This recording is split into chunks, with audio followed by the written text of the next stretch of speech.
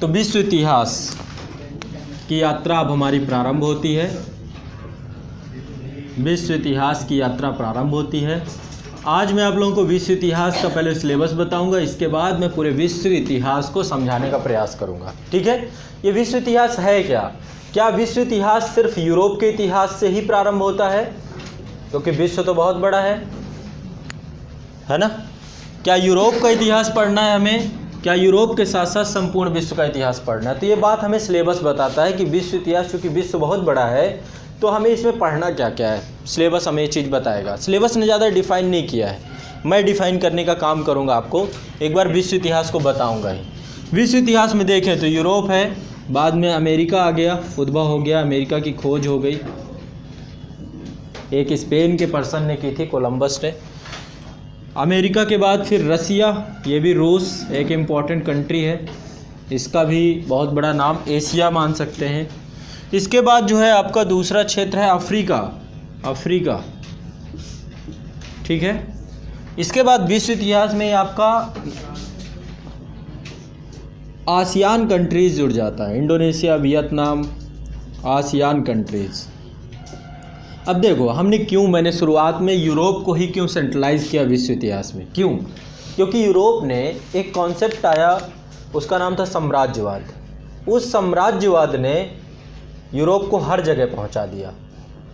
जो आपके सिलेबस में है, आपके सिलेबस में पढ़ना है 1750 के बाद का, 1750 से लेकर के 18वीं शताब्दी के मध्य से लेके अब तक का विश्व इतिहास पढ़ना है हमें। 1991 का जो यूएसएसआर का विघटन होता है और इसके बाद रंगभेद की दक्षिणी अफ्रीका में जो नीति खत्म होती है, यानी साम्राज्यवाद का विघटन पूर्णतया, दक्षिण अफ्रीका में रंगभेद की नीति के समाप्ति के साथ ही, तो पूरा जो सेंट्रलाइज्ड एरिया है वो यूरोप ही है। यूरोप ही अमेरिका में बैठा हुआ है, यूरोप ही दक्षिणी अमेरिका में बैठा हुआ है, यूरोप ही उत्तरी अमेरिका में बैठा हुआ है, यूरोप ही रसिया में बैठा हुआ है। ये रसिया भी यूरोप ही है देखा जाए तो।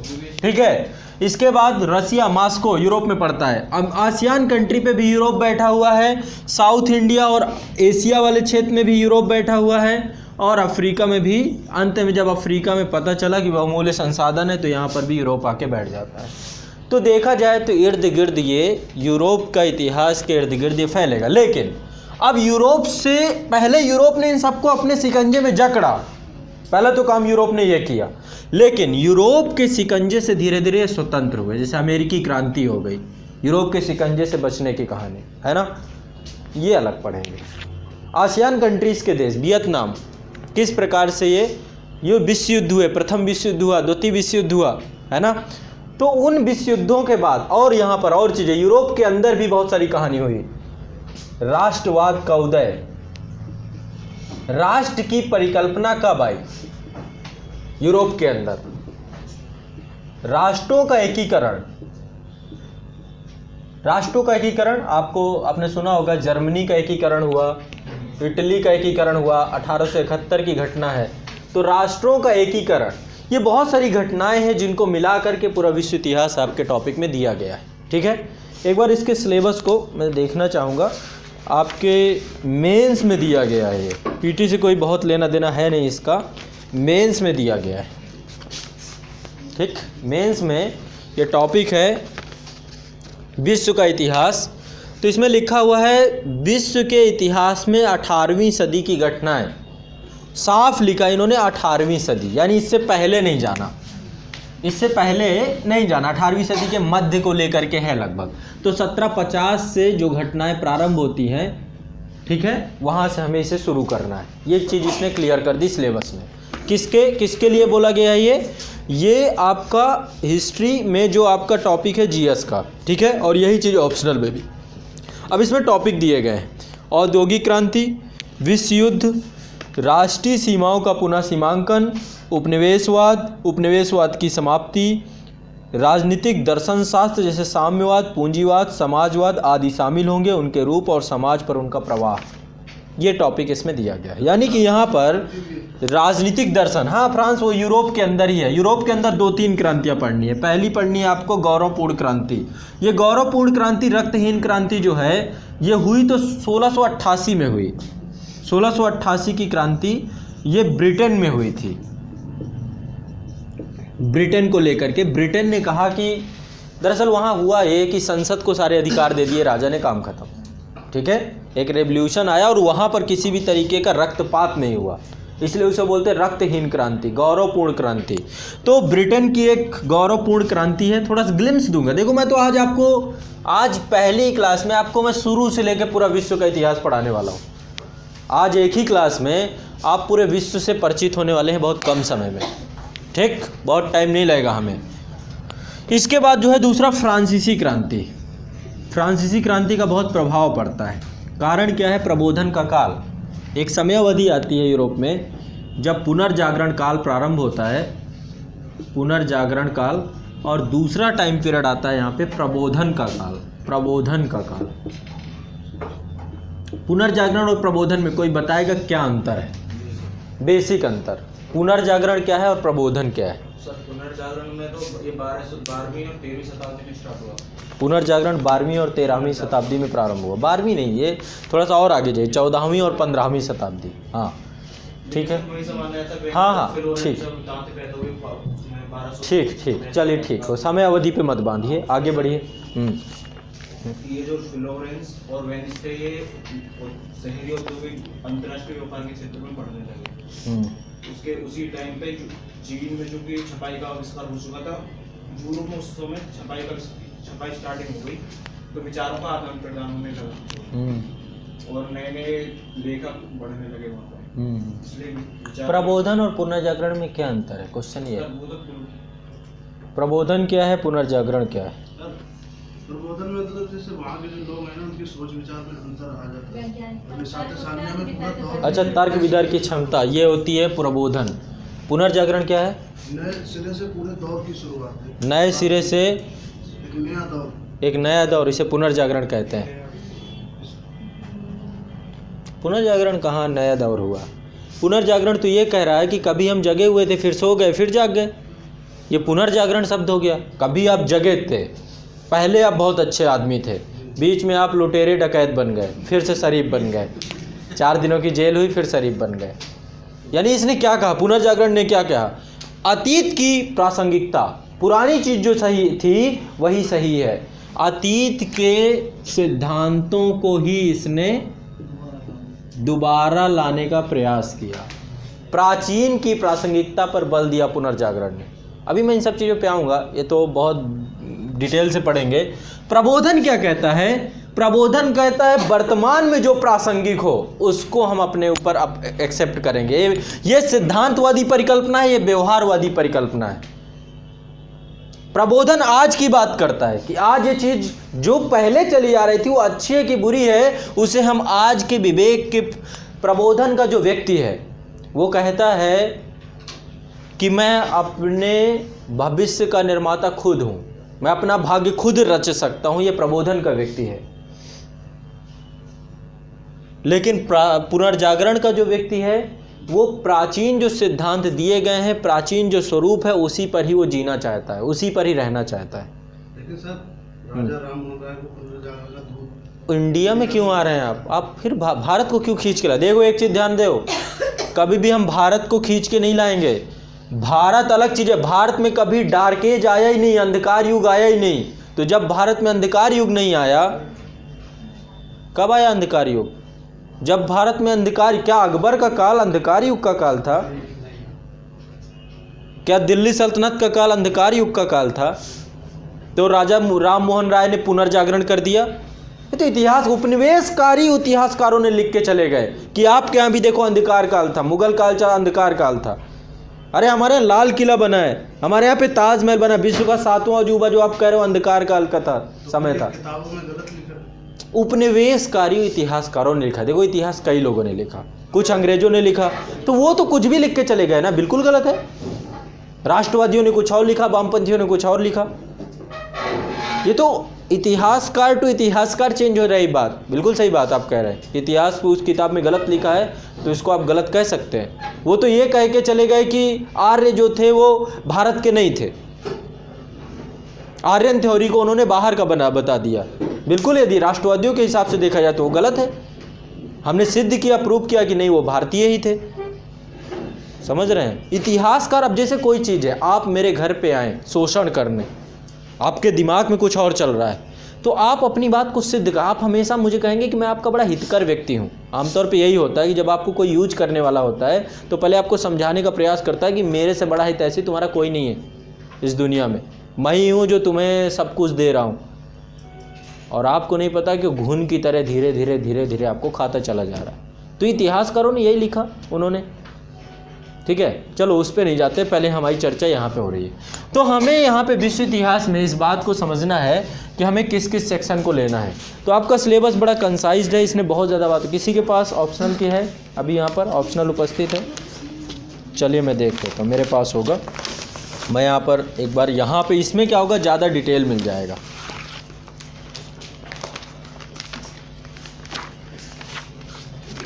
हाँ, देखो क्या क्या टॉपिक पढ़ना है, सारे टॉपिक आपको क्लियर हो जाएंगे इससे।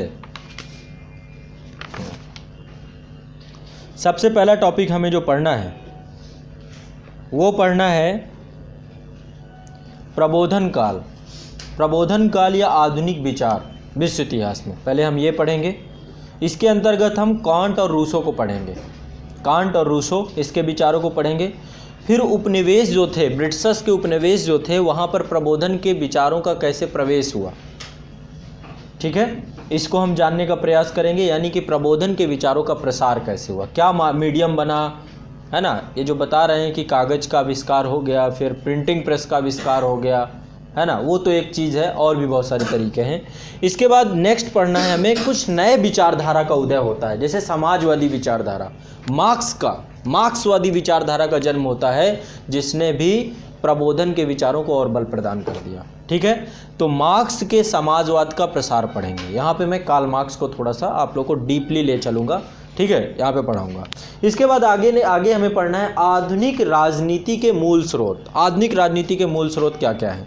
पहले यूरोप में राज्य राज प्रणाली कैसी थी, ये आपके सिलेबस में है। अमेरिकी क्रांति व अमेरिका का संविधान और अमेरिका में गृह युद्ध। 1865 में जब अब्राहम लिंकन थे तो अमेरिका में गृह युद्ध हो गया।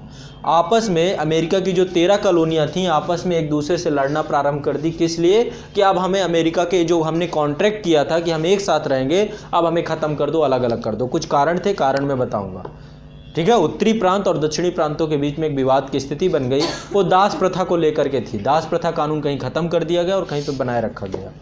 कुछ रीज़न थे हर चीज़ के, ठीक है। तो वो हम जानने का प्रयास वहाँ पे करेंगे। फ्रांसीसी क्रांति और उसके परिणाम 1779 से 1815, वाटरलू का युद्ध, जिसमें नेपोलियन बोनापार्ट को सेंट हेलेना द्वीप भेज दिया जाता है, वहाँ तक की कहानी पढ़ेंगे हम। इसके बाद अब्राहम लिंकन के संदर्भ में अमेरिकी सिविल युद्ध, दास्ता उन्मूलन कार्यक्रम, वो भी यहाँ पर उसी से जुड़ा हुआ है। इसके बाद ब्रिटेन की गणतंत्रात्मक राजनीति, ये बहुत ज़रूरी है ताकि इससे भारत का भी जुड़ाव हो जाएगा।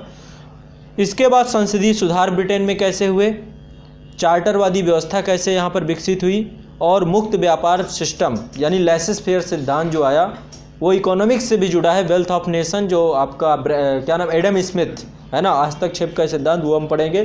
फिर इसके बाद आपका ब्रिटेन से ही शुरुआत हो जाती है, इंग्लैंड से औद्योगिक क्रांति की, औद्योगिकरण की। तो औद्योगिक क्रांति आपके सिलेबस में है। इसमें अंग्रेजी औद्योगिक क्रांति, उसके कारण और समाज पर उनका क्या प्रभाव पड़ा, वो देखेंगे। इसके बाद अन्य देशों में औद्योगिकरण का कैसे विस्तार होता है, कैसे विकास होता है, जैसे यूएसए में, जैसे जर्मनी में, जैसे रूस में, जैसे जापान में, यहाँ कैसे औद्योगिकरण किया। जैसे कि मैं एग्जाम्पल लूँ जापान का। जापान में औद्योगिकरण बहुत बाद में आया और जापान के साथ प्रॉब्लम्स भी थे। जापान के पास ना तो संसाधन था, ना तो श्रम था, ना तो कच्चा माल था, ना तो पूंजी थी, कुछ भी नहीं था। कोई भी बेसिक इंफ्रास्ट्रक्चर जो कि औद्योगिकरण के लिए आवश्यक होता है जापान में नहीं था। लेकिन जापान ने उसके बावजूद भी औद्योगिकरण बड़े स्तर पर किया। कुछ रीजंस थे। क्या रीजंस थे? कच्चा माल कहीं से आयात किया, श्रम कहीं से इंपोर्ट किया, पूंजी कहीं से इंपोर्ट की। और जापान ने बोला कि 20 साल के अंदर दुनिया का डेवलप कंट्री हमें बनना है। यह औद्योगिकरण जिन्होंने 80 साल, 90 साल, 100 साल में प्राप्त की है, उतने ही डेवलपमेंट को हम 20 साल के अंदर अर्जित करेंगे। तो जापान की पॉलिसी क्या थी वो हम लोग अलग से देखेंगे। जापान से सीखना चाहिए। जापान एक ऐसा कंट्री जिसने कम समय में ज़्यादा अर्जित किया है, ठीक। इसके बाद जो है हम पढ़ेंगे राष्ट्रवाद का उदय कैसे कैसे देशों में होना शुरू हो गया। जैसे अमेरिका में राष्ट्रवाद का उदय हुआ, अमेरिकी क्रांति हो गई, है ना। जर्मनी और इटली में एकीकरण होना शुरू हो गया, राष्ट्र राज्य की परिकल्पना का जन्म होना शुरू हो गया। तो यहाँ पे 19वीं शताब्दी में राष्ट्रवाद का उदय कैसे हुआ। राष्ट्रवाद में जर्मनी और इटली, देखो जर्मनी में हिटलर, ये बहुत बाद की बात है, हिटलर तो आया आपका प्रथम विश्व युद्ध के बाद, फांसीवाद को जो लेकर नाजीवाद लेकर आया। फांसीवाद आया था इटली में, मुसोलिनी था वहाँ पर, ठीक है। तो वो सब बहुत बाद के हैं, लेकिन एक बार इसको भी देखेंगे। फिर पूरे विश्व में राष्ट्रीय भावना का आविर्भाव और साम्राज्यों का विघटन कैसे हो गया, ये देखेंगे। फिर साम्राज्यवाद और उपनिवेशवाद, साम्राज्यवाद और उपनिवेशवाद किस स्तर पर, पहले पूरब में कैसे फैला, फिर पश्चिम में कैसे फैला। इसमें दक्षिण और दक्षिण वाले क्षेत्र में, पूर्व एशिया वाले क्षेत्र में, इसके बाद लैटिन अमेरिका में कैसे स्पेन, पुर्तगाल, ये सब कंट्री जाकर वहाँ पर इनबिल्ड हो गए। और फिर इसके बाद दक्षिणी अफ्रीका में, दक्षिणी अफ्रीका में तो बहुत तगड़ा बंदरबाट हुआ। जैसे ही दक्षिणी अफ्रीका के रिसोर्सेज के बारे में पता चला, सभी एक साथ इंटर कर गए। किसी ने किसी क्षेत्र को बांट लिया, किसी ने ऐसे जैसे पिताजी की जागीर थी, है ना। तो दक्षिणी अफ्रीका कैसे धीरे धीरे कैप्चर करने वाले थे, वो सब चीज़ें हम देखेंगे। ऑस्ट्रेलिया में उपनिवेशवाद कैसा था, साम्राज्यवाद कैसे ख़त्म हुआ, और साम्राज्यवाद के ख़त्म होते ही एक नई परिकल्पना आ गई, नव साम्राज्यवाद, इसका जन्म कैसे हो गया, ये देखेंगे। कैसे वो अमेरिका जो साम्राज्यवाद के चंगुल से पहले बंधा था और बाद में जैसे ही स्वतंत्र हुआ, खुद साम्राज्यवाद के चंगुल में लोगों को बांधने के लिए तैयार हो गया। अमेरिका भी इस दौर में शामिल हो गया, जर्मनी इस दौर में शामिल हो गया, इटली इस दौर में शामिल हो गया। पहले ब्रिटेन ही था, पुर्तगाल ही था, स्पेन ही था, साथ साथ खिलाड़ी बढ़ते चले गए। ये हम पूरा फ्लो चार्ट देखेंगे, ठीक है। इसके बाद क्रांतियाँ कहाँ कहाँ पे हुई। 19वीं शताब्दी में यूरोपीय क्रांतियों में सबसे पहले हम रशियन क्रांति 1917 से 1921 में, रशियन बोल्शेविक क्रांति यहाँ पर देखेंगे। फांसीवाद प्रतिक्रांति इटली और जर्मनी की, और 1949 की चाइना की क्रांति, ठीक है। साम्यवादी क्रांति ये देखेंगे। 2 विश्व युद्ध हुए हैं, जिसमें से प्रथम विश्व युद्ध और द्वितीय विश्व युद्ध के बारे में समझेंगे, कारण क्या था और परिणाम क्या निकला इनका। द्वितीय विश्व युद्ध का भी कारण और परिणाम देखेंगे। इसके बाद द्वितीय विश्व युद्ध के बाद पूरा विश्व कैसा था, 2 शक्तियों का आविर्भाव कैसे हुआ, ठीक है, यूएसएसआर और दूसरा था आपका अमेरिका। इसके बाद तृतीय विश्व और गुट निरपेक्षता का आविर्भाव, ये सब चीज़ें आप पढ़ ही चुके होंगे और भी डिटेल से वहाँ पे देख लेंगे। फिर संयुक्त राष्ट्र संघ और किस तरीके से संयुक्त राष्ट्र संघ के आगे वैश्विक विवाद सामने आए, है ना, उन वैश्विक विवादों को कैसे इसने सुलझाने का काम किया, ये भी देखना है। फिर औपनिवेशिक शासन से मुक्ति कैसे मिली, लैटिन अमेरिका को कैसे मिली, अरब विश्व को कैसे मिली, मिस्र वाले क्षेत्र को कैसे मिली, अफ्रीका में रंग भेद की नीति कैसे ख़त्म हुई, इंडोनेशिया कैसे स्वतंत्र हुआ, वियतनाम कैसे स्वतंत्र हुआ, भारत को तो आप सब जानते हैं, वो हम लोग भारत के भी इतिहास में पढ़ते हैं, है ना। तो दक्षिण पूर्व एशिया में कैसे, तो ये सब आपके सिलेबस में मेंशन है, सिलेबस में लिखा हुआ है। वियतनाम आपको पढ़ना है, सिलेबस में लिखा हुआ है मिस्र वाला क्षेत्र, बोलीवर वाला क्षेत्र, ये सब कुछ लिखा हुआ है। नेक्स्ट, बी औपनिवेशीकरण और अल्प विकास, ये देखना हमें लैटिन अमेरिका और अफ्रीका में। फिर यूरोप का एकीकरण देखना हमें, यूरोप का एकीकरण कैसे हुआ। यूरोप का एकीकरण मतलब नाटो का गठन किया गया, है ना, ये भी एक तरह से यूरोपियन यूनियन बना, ये भी एक यूरोप का एकीकरण ही है ना। पूरा यूरोप एक ही है आज आर्थिक रूप से और सामाजिक तौर पे। यूरोपीय समुदाय के बारे में पढ़ेंगे, इनका सुदृढ़ीकरण कैसे हुआ, और यूरोपीय संघ को पढ़ेंगे। इसके बाद सोवियत यूनियन का विघटन और ध्रुवीय विश्व का एक ध्रुवीय विश्व में परिवर्तित हो जाना, 2 ध्रुवों का एक ध्रुव बन जाना, ये हम पढ़ेंगे। और इसमें सोवियत साम्यवाद क्यों अनौपचारिक हो गया। इसके बाद जो है स्वेज नहर संकट, स्वेज नहर का राष्ट्रीयकरण मिस्र करने जा रहा था, फिर स्वेज नहर संकट क्या था, तो इन सब चीज़ों को हम समझने का प्रयास करेंगे, ठीक है। तो ये आपका पूरा जो है लगभग विश्व इतिहास के अंतर्गत जो टॉपिक आपके सिलेबस में है, ये सब पढ़ने हैं। मैं भी कुछ इसी तरीके से चलूँगा, सिलेबस के हिसाब से एक टॉपिक को ख़त्म करते हुए चलूँगा। आपका काम है मेरे साथ बने रहना और जो मैं आप लोगों को बताऊँ। अब देखो, सोर्स के रूप में एक तो मैं हूँ, है ना, मैं आपको विश्व इतिहास को सुलझाने का काम करूँगा।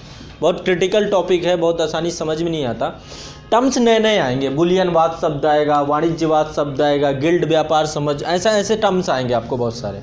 तो इन टर्म्स से घबराना नहीं है, ठीक है। टर्मिनोलॉजी मैं हूँ, धीरे धीरे समझाता जाऊँगा, जहाँ जहाँ पे मुझे लगेगा तो टर्म्स धीरे धीरे मैं लिखवाता जाऊँगा, बताता जाऊँगा, ये काम मेरे ऊपर है।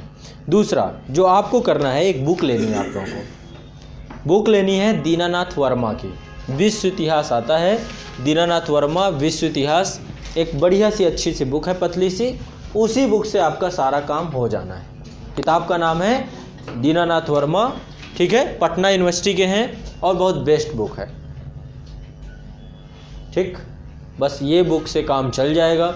बाकी जिसको बहुत नॉलेज चाहिए, विश्व इतिहास में पीएचडी करनी हो, वो एक बुक आती है जैन एन माथुर की, थोड़ा मोटी होती है, इतनी मोटी होती है तो जब नींद ना आए, कुछ ऐसा हो तो उसको अपने सर पे भी रख सकते हैं, थोड़ा सा बोझ।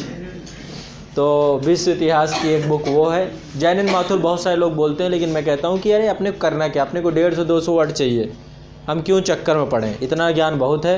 दीनानाथ वर्मा से लगभग काम कंप्लीट हो जाता है। लेकिन एक एनसीईआरटी भी है, क्लास 12th की ओल्ड एनसीईआरटी, इंदिरा अर्जुन देव की विश्व इतिहास से जुड़ी हुई एनसीईआरटी है वो, ठीक है। जैसे कि क्लास 11th की एनसीईआरटी है ना, प्राचीन भारत मध्यकालीन भारत, वैसे क्लास 12th में आधुनिक भारत और विश्व इतिहास, 2 एनसीईआरटी हैं। इंदिरा अर्जुन देव की जिसको एनसीईआरटी ना मिले, मान लो ना मिले, तो ओरिएंटेड ब्लैक स्वान ने एक बुक निकाली है विश्व इतिहास, इंदिरा अर्जुन देव सेम प्रति है, आप ओरिएंटेड ब्लैक स्वान की वो बुक ले सकते हैं, ठीक है। ओरिएंटेड ब्लैक स्वान एक पब्लिकेशन है, उसके द्वारा वो निकाला गया। ये हो गया आपका, ये आपको सोर्स यूज करने हैं, बाकी लगभग काम मैं करा दूंगा। ये 2 बुक आप पढ़ लेना, आपको विश्व इतिहास का कुछ बचेगा नहीं। तीसरा एटलस आप ज्योग्राफी में भी लाएंगे, एटलस आप यहाँ पर भी लाएंगे, ठीक है। एटलस आपके साथ में बना रहना चाहिए, ताकि यदि कोई लोकेशन देखनी है, कुछ देखनी है, तो एक बार देख लें आप वहाँ पे, तो इजी तरीके से हमारा काम होता चला जाएगा, ठीक। सही है। किसी को अभी किताब ना लिख पाया हो, समझ में ना आया हो, तो पूछ सकता है। सब ठीक है। कोशिश करेंगे कि जल्दी ख़त्म हो जाए, ठंडियों में ही ख़त्म हो जाए, क्योंकि गर्मियों में 3 सेशन चलाना, पता चला कोई एसी तो सूट आप लोग को होती नहीं, बीमार हो गए तो दिक्कत है। ठंडी तक आप लोग सह सकते हैं, किसी को नींद तो नहीं आएगी, सही रहेगा ना। बस तो चलिए प्रारंभ करते हैं हम अपने विषय वस्तु को।